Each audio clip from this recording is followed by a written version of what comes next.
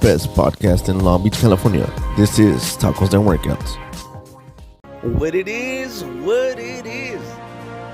Podcast. Yo, what it is with the best podcast in Long Beach, California. Tacos and Workouts. Hey guys, you already know we're here to talk about the Tank Davis and Ryan Garcia fight, man. Look, man, Ryan lost. It's a bit disappointing, but you know what? Ryan was kind of doomed to lose from the very beginning.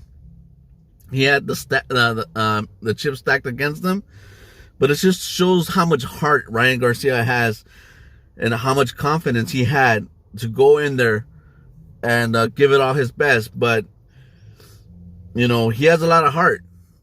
But biologically speaking, it was nearly impossible for him to overcome that fight because of the stipulations that Tank Davis's camp put in there to completely disadvantage Ryan Garcia.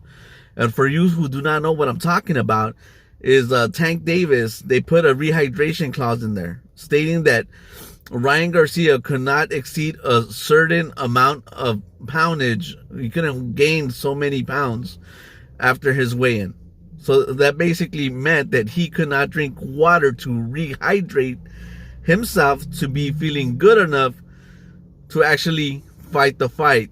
So if you've never been dehydrated, it's a bad, really bad feeling. And not only does dehydration make you feel weak and tired, but it also affects your nervous system, and it doesn't give you that much power or energy in your legs. Your body needs electrolytes in order for you to be able to do well and cramp up. So from the very beginning, Tank Davis, his camp was smart in doing that. But if you ask me, that was how do I say this? Fuck it, I'm just gonna say it, a pussy move, because they knew that Ryan was gonna whip some ass. So yeah, that wasn't cool that they put that stipulation in there. And then not only that, but look at who Tank Davis had with him. He had Floyd, right? So Floyd, whether you like him or not, he's a very tactical fighter, right? Where he's not stupid. He doesn't get hit. You know what?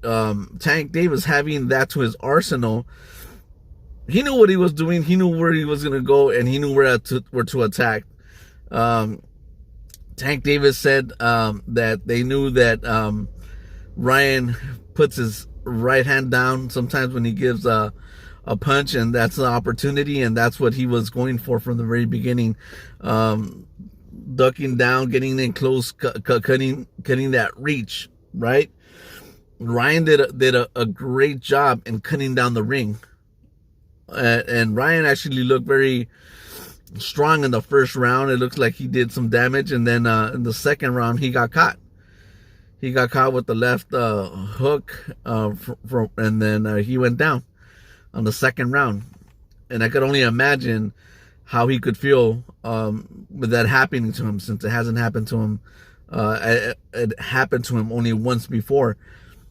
Might have made him a little bit cautious, you know, to not want to get hit again and be put in that situation. Only he knows how hard Tank hits. But I didn't see Ryan's game plan being in there right after that punch. I didn't see him connecting that well, right?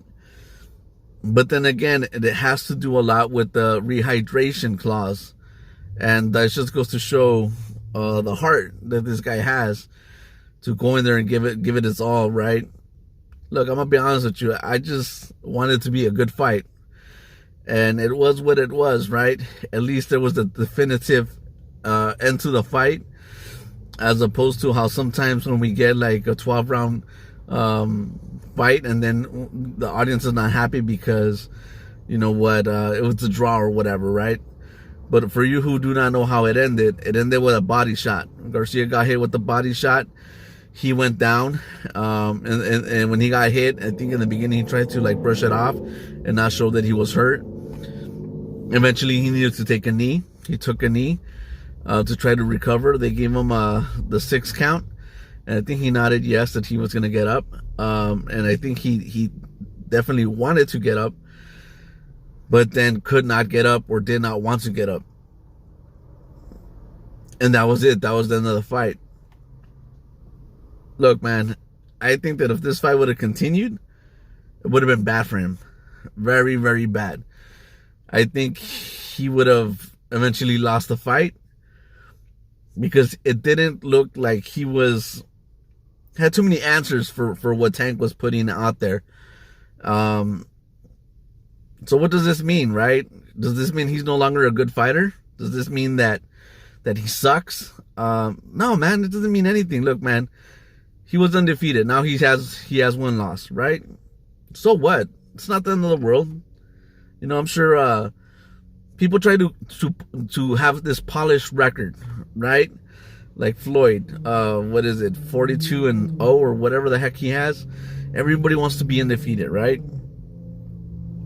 But you know what? Some of the best fighters in the world who have that recognition, the of best fighters of all time, everybody has taken a loss. If you're just trying to protect the undefeated record, that's, I don't know, it just doesn't do it for me, right? Mike Tyson, one of the greatest, right? If not the best boxer of all time, right? He had losses, right? Muhammad Ali, he had losses, right? Oscar de la Hoya, Pacquiao, everybody's had losses, so it doesn't really mean anything, right? I'm sure that if Tank keeps on going and there might be a day where, you know, he might lose himself. It really doesn't mean anything. And some people might be feeling bad for Ryan, right? Look, man, the guy, from my understanding, he made $5 million.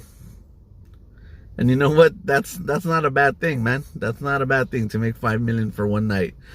It was the biggest fight of his career, but his career is definitely not over. You know what?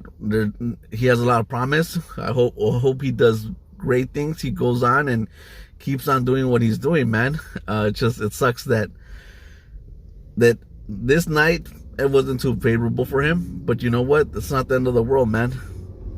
I'm just glad that boxing is coming back.